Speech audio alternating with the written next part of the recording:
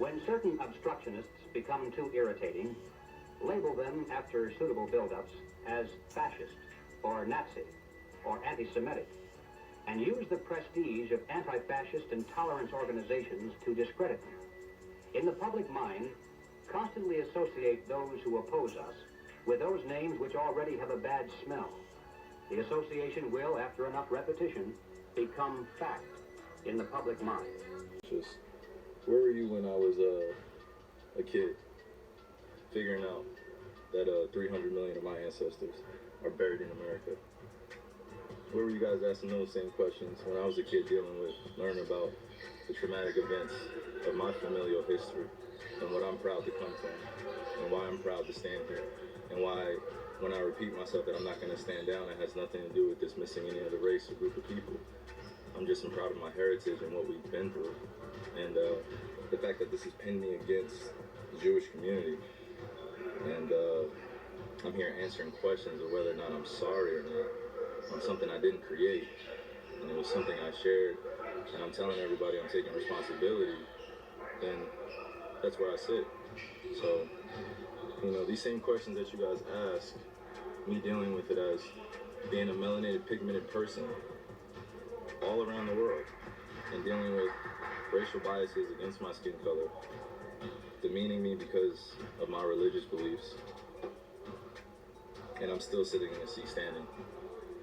So I take my full responsibility.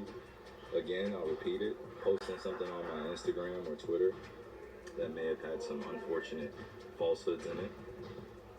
But I also am a human being that's 30 years old, and I've been growing up in a country that's told me that I wasn't worth anything, and I came from a slave class, and I come from a people that are meant to be treated the way we get treated every day. So I'm not here to compare anyone's atrocities or tragic events that their families have dealt with generations of time. I'm just here to continue to expose things that our world continues to put in darkness.